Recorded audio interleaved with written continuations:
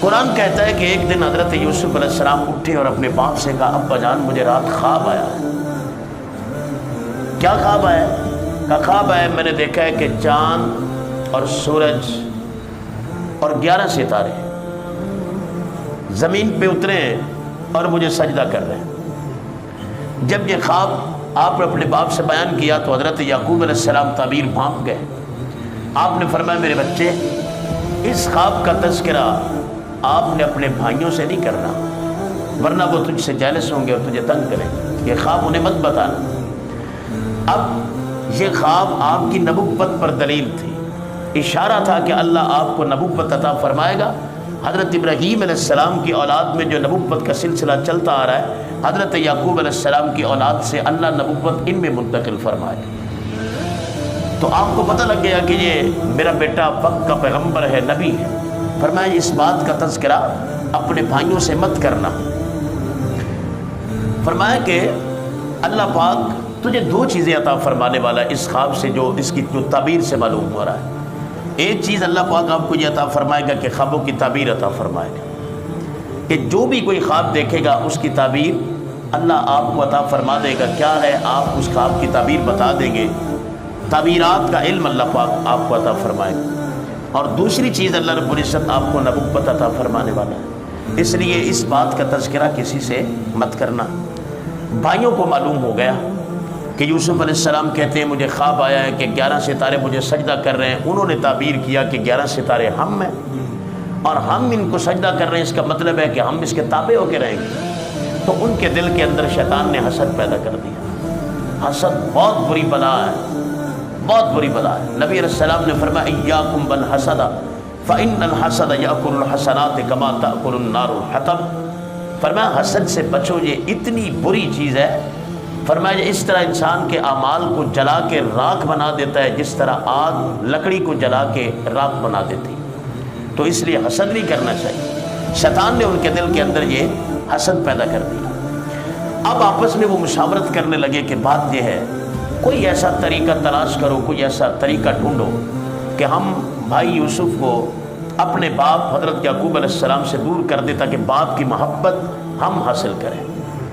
باپ ساری محبت ان کو دیتے ہیں، ہماری طرف توجہ نہیں کرتے، لہذا جب یہ نہیں ہوں گے پھر ان کی توجہات کا مرکز ہم رہیں گے، تو لہذا ان کو جدا کرو۔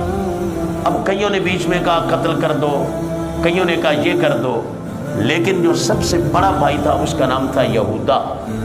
اس نے کہا قتل کی طرف نہ جاؤ، قتل انسانیت بڑا جرم ہے، یہ نہ کرو۔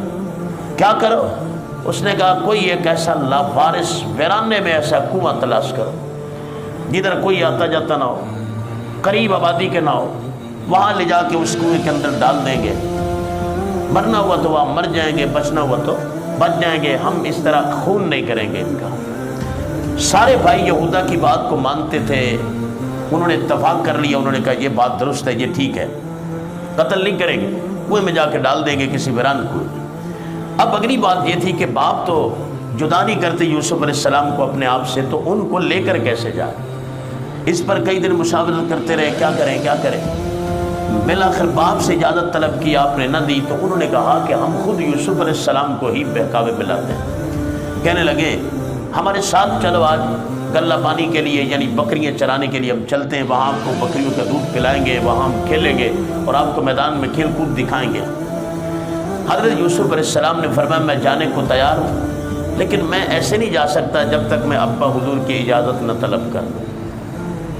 اس کا مطلب یہ ہوا، حالانکہ ایج تو آپ کی اتنی زیادہ نہیں تھی، اس ایج کے اندر اتنی میچورٹی بتاتی ہے کہ آپ وقت کے پیغمبر ہیں اور باپ کے کتنے تابع دار اور فرما بردار ہیں۔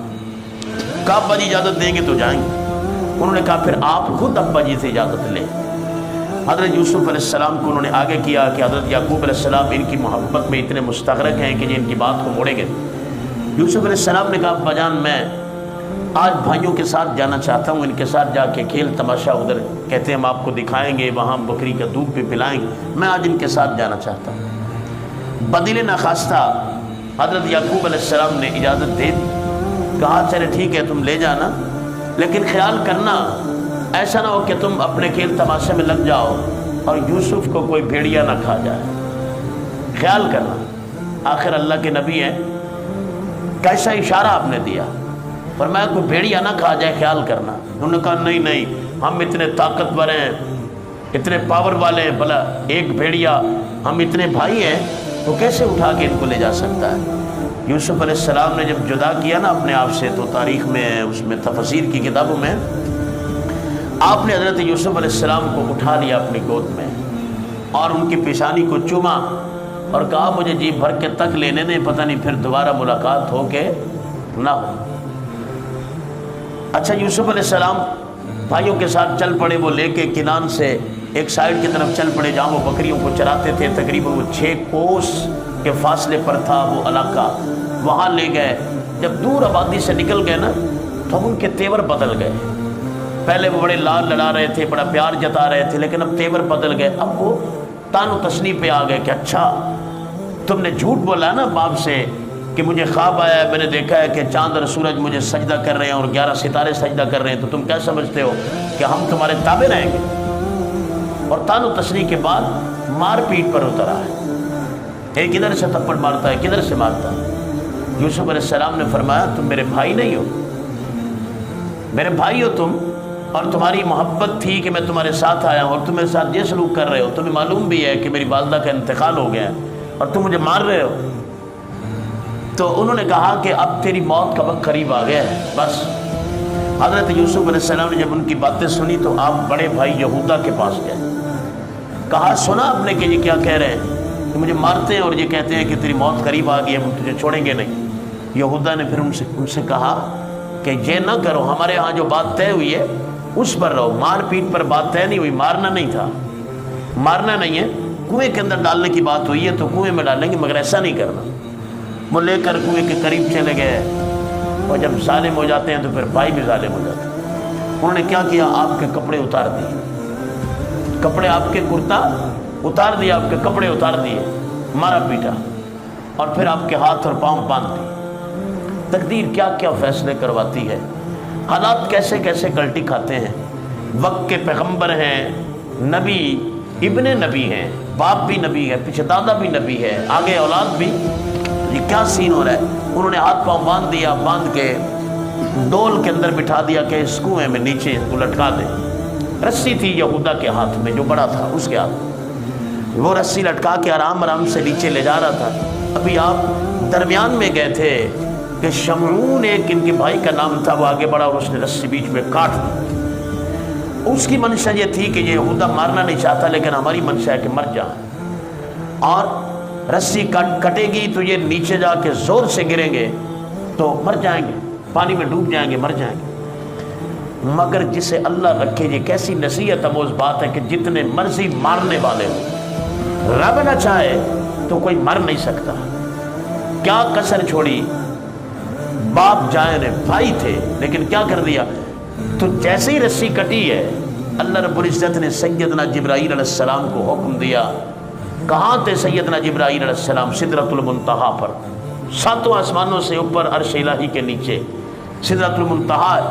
حکم ہوا کہ جاؤ، میرے پیارے یوسف علیہ السلام پانی کی سطح تک نہ پہنچے کہ اپنے نورانی پر نیچے بچھا دیں، امانت ہے۔